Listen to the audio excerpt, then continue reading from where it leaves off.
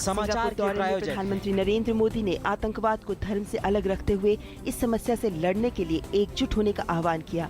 उन्होंने कहा कि भारत एशिया के विकास की कहानी में अहम भूमिका निभा रहा है।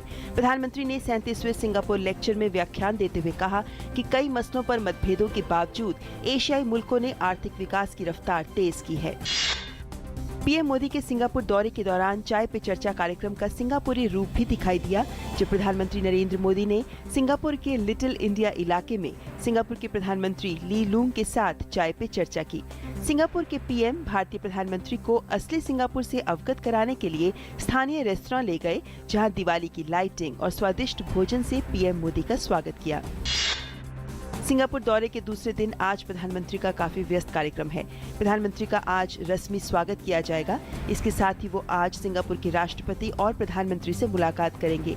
व्यापारिक समुदाय के साथ बातचीत के अलावा प्रधानमंत्री भारतीय समुदाय को भी संबोधित करेंगे। प्रधानमंत्री नरेंद्र मोदी ने बारिश से प्रभावित तमिलनाडु के लिए 940 करोड़ रुपए की वित्तीय सहायता को मंजूरी दे दी है। हालात का जायजा लेने के लिए एक केंद्रीय टीम तमिलनाडु जाएगी और वहीं राज्य में भारी बारिश की आशंका के मद्देनजर सभी स्कूल और कॉलेज बंद हैं।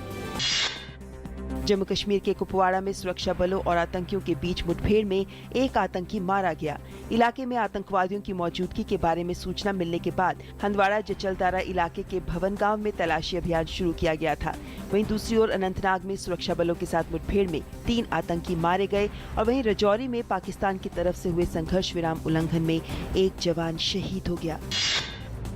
आईएसआईएस को लेकर भारतीय एजेंसियों ने चौंकाने वाले खुलासे किए हैं। केंद्रीय जांच एजेंसियों के मुताबिक 23 भारतीय आईएसआईएस के सदस्य बने, जिनमें से 6 की मौत हो गई है। इराक और सीरिया में काम कर रहे विदेशी खुफिया एजेंसियों से मिली अहम जानकारियों के मुताबिक आईएसआईएस भारत समेत दक्षिण एशिया के युवाओं को दोयम दर्जे का लड़ाका समझता है। केंद्रीय शहरी विकास मंत्री वेंकैया नायडू ने ई कॉमर्स पोर्टल ई लाला की शुरुआत की। इस पोर्टल की शुरुआत देश में खुदरा कारोबार को ऑनलाइन प्लेटफॉर्म से जोड़ने के उद्देश्य से की गई।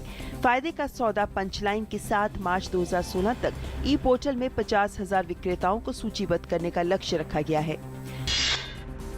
मुंबई की एक अदालत ने शीना बोरा मर्डर केस में पीटर मुखर्जी को 26 नवंबर तक सीबीआई की हिरासत में भेज दिया है।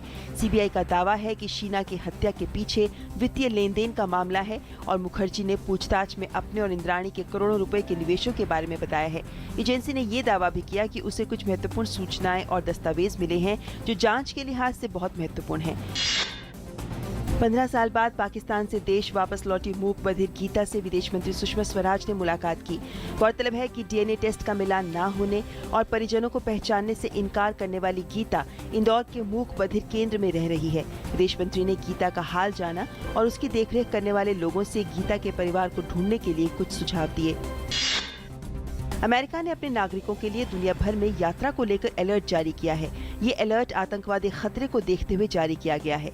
अमेरिकी विदेश मंत्रालय ने कहा है कि मौजूदा सूचना के मुताबिक इस्लामिक स्टेट, अल-कायदा, बोको हराम और अन्य गुट कई इलाकों में आतंकवादी हमलों की साजिश रच रहे हैं।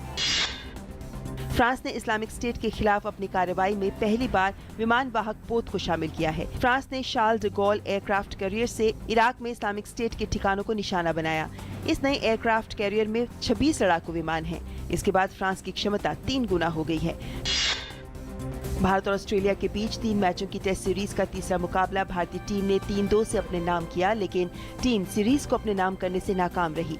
दरअसल भारत ने तीसरा मुकाबला जीत सीरीज को 1-1 की बराबरी पर ला दिया। इस स्थिति में सीरीज के विजेता का फैसला पेनल्टी शूटआउट के जरिए हुआ, जहां ऑस्ट्रेलिया ने बाजी मारते हुए सीरीज पर कब्जा जमाया। London ATP world tour finals के खिताबी मुकाबले तक पहुंचे भारतीय टेनिस स्टार रोहन बोपन्ना ने सत्र की आखिरी युगल रैंकिंग में शीर्ष 10 में जगह बनाई, जबकि सानिया मिर्जा WTA युगल रैंकिंग में शीर्ष पर बरकरार रही। इस साल दिसंबर में भारत और पाकिस्तान के बीच प्रस्तावित द्विपक्षीय क्रिकेट सीरीज के श्रीलंका में होने की उम्मीद है। इस मसले पर रविवार को दुबई में आईसीसी हेडक्वार्टर में बीसीसीआई और आईसीसी अध्यक्ष शशांक मनोहर की पाकिस्तान क्रिकेट बोर्ड के अध्यक्ष शहरयार खान से मुलाकात हुई थी। बीसीसीआई ने साफ कर दिया था कि वो संयुक्त अरब अमीरात में नहीं खेलेगा, जबकि पाकिस्तान क्रिकेट बोर्ड ने भारत में खेलने से इनकार कर दिया। ऐसे में दोनों देशों के बीच श्रीलंका ही विकल्प रह गया है।